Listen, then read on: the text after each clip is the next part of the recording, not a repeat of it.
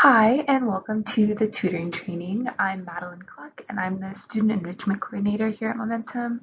And today I just wanted to kind of take you all through some of our expectations for you in being a tutor for high school students, and then also some of the logistics behind student assignments and how all of the meetings will go.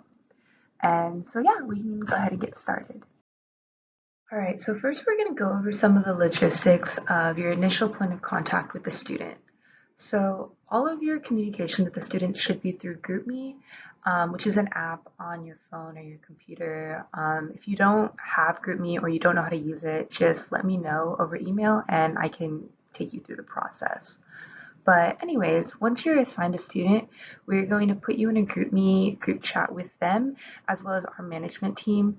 And that's where you're going to initially start the conversation, introduce yourself, and like initialize a meeting with the student. So we ask that you reach out to the student within the same day that you were assigned them, just so that we can get the ball rolling, especially if the student needs quick help on an assignment that might have an approaching due date or something. And then after you make your initial contact, we ask that you schedule a meeting with the student within a week of your assignment. Again, sometimes these students are only reaching out for help on an assignment, so we want to make sure that they get tutoring before any due dates pass. And so the process behind setting up a meeting will involve you setting up a calendar invite with the Zoom link, and we want you to invite both the student and this email address listed below so that we know whenever your meetings are scheduled. You don't have to worry about me popping in your meetings or anything. We just want to make sure that we have all the tutoring meetings on our calendar so that we know that they're happening and we know when they're happening. And on the next slide, I'll take you through the process of creating a calendar link with a Zoom invite if you've never done that before. All right, so here's an overview of the process of creating a calendar invite with a Zoom link on it. This process might look different whenever you're doing it just because Zoom is always making all kinds of updates and everything. And so it might look a little bit different. And if you get confused, please reach out to me and I'll help you through the process. But anyway, as it is now, you can create a calendar invite by scheduling a Zoom meeting like in the first box. And then if you save the meeting, as indicated in the second box, it should save to whatever calendar platform you use. So I use Google Calendars and it looks a little bit like the third box. And I went ahead and saved the calendar invite by clicking the save button. And it saved onto my calendar. And when I clicked on to the event on my calendar, a menu popped up that looked like the fourth box. And I pressed on that little mail button and I was able to invite guests. So by doing that, you'll be able to invite the student and the tutor email account as shown before. Now again, it might look a little bit different when you're doing it, and if you get confused, reach out to me. Or if you know a better way to create a calendar invite, go ahead and do that. We just want to make sure that we have these events on the calendar so we know when they're happening and so we know that the student is getting the instruction that they need. So after the initial contact in the initial meeting, you may or may not have weekly responsibilities. This is all dependent on the needs of the student. If the student just needed help with one assignment, you might be done after the first meeting. But if they need more consistent help on a subject, you might need to set up reoccurring meetings with them over Zoom just to help them through whatever subject they're struggling with. So if a student requests weekly help, we ask that you set up a reoccurring Zoom meeting with the student based on an agreed upon time, just so again, it's more organized and we know when you'll be meeting with the student and that they are in fact getting the instruction that they need. And so one of our expectations is that you are willing to volunteer up to 2 hours per week. This is not always going to be the case. Sometimes the student will ask for less instruction, and so you'll only have like 30 minutes to an hour a week. Or again, sometimes the student might only need tutoring for one day, and so you won't even have any weekly meetings.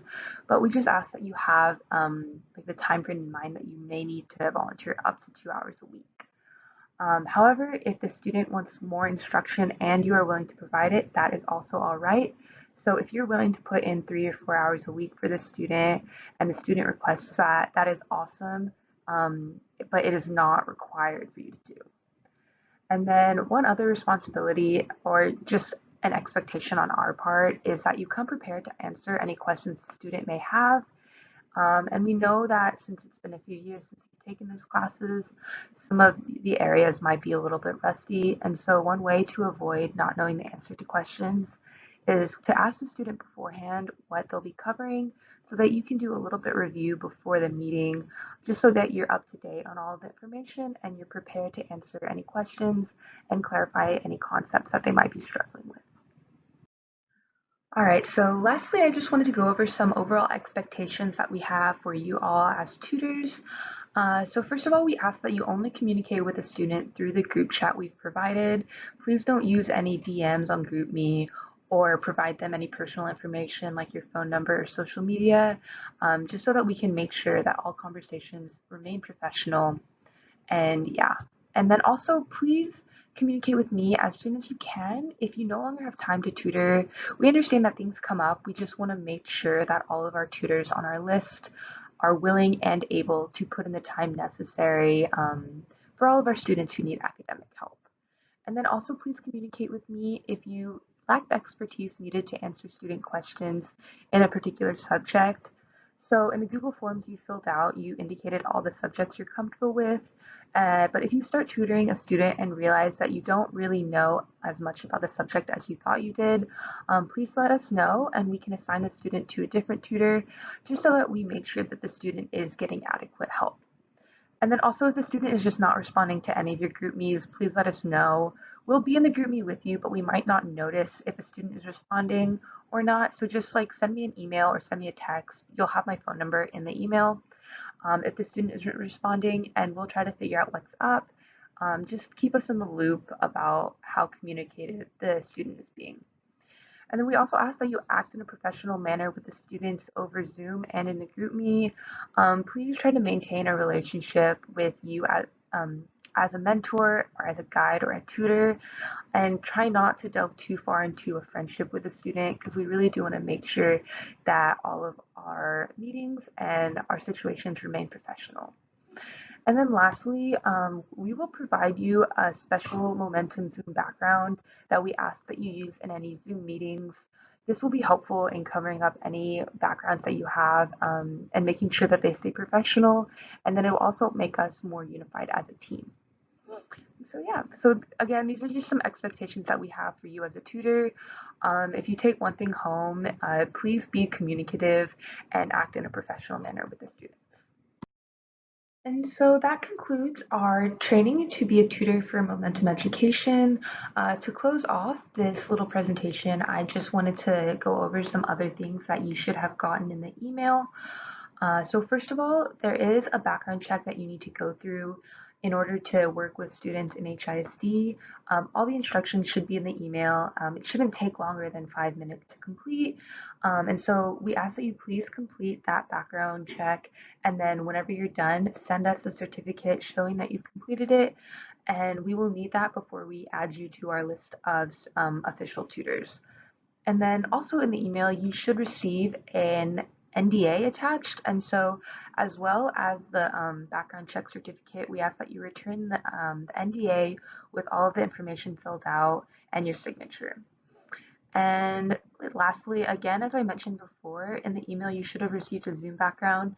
So I would go ahead and download that now, just so in future meetings, you have it on your computer and you can use that as your virtual background. And so yeah, just like the three things I'll mention again, please fill out the NDA and give it back to us.